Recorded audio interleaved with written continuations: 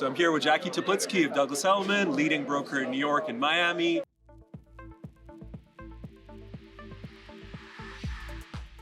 And you know, just off camera when we were chatting, you were telling me about a deal you're working on now that's indicative of a larger trend we've been seeing, which is this bicoastal dual purchasing buyer. Let's talk a little bit about that, Jackie. Well, you know, we call Miami the sixth borough, correct? That's basically what is happening.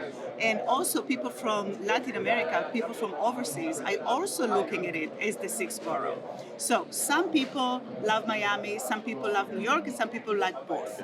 So in the instance what I'm dealing with now, this is a Chilean buyer that actually lived in Miami for many, many years and said, you know what, I basically had it with Miami, I love Miami, but I also want to experience New York. So now they are selling Miami, buying New York. And the pricing has gotten, you know, before Miami you were buying luxury at $1,400 a foot, $1,200 a foot. Yesterday I heard about something that's asking $3,200 a foot, which is what you pay in prime lower Manhattan. So my mind was blown. Is that sort of pricing taking? Are people accepting those sort of prices now here? Depends on the property. So you have something for everyone. That's why Miami is so successful as far as real estate is concerned.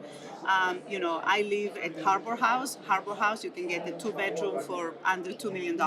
But then next to me is Oceania, and over there you have to pay $6, $7, $8 million per apartment. So, but it's in the same area, correct? We are basically neighbors. So what I'm trying to say about New York and Miami is that yes, Miami is definitely getting a lot up there like New York, but New Yorkers, you know, and that's another market that we deal with, have very high expectations. So when they come to Miami, they are willing to pay those prices, but they are still getting much more square footage than in New York. And what about the level of, in your experience, the level of construction, finishing, quality here, quality of build? So I used to live in Toronto, and one of the things that you always notice about Toronto is the quality of build is trash. Facades, the glass would fall off. It was very poor quality product.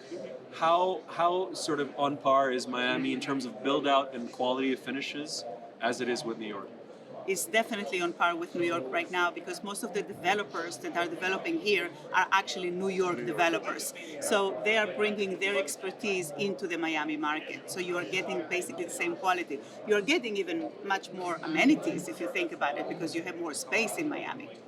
You know, one of the things where a lot of our listeners, viewers, or our brokers, they're curious about now you've probably had to become even more the shuttling back and forth between New York and Miami. So from a brokerage standpoint, as a manager of a very successful team, how do you organize your life now? It's probably changed quite a bit.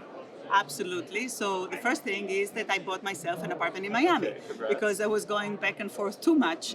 But the beauty about the Miami market is that your clients are not here like year round, you know, and they tell you, I'm going to be here for like 3 days. Can you meet me on a Thursday? So as an example, I always wanted to participate in the Real Deal symposium. This is the first time I'm seeing you here. The first time for me here, but tomorrow morning I have an inspection here. So basically 3 days, tan.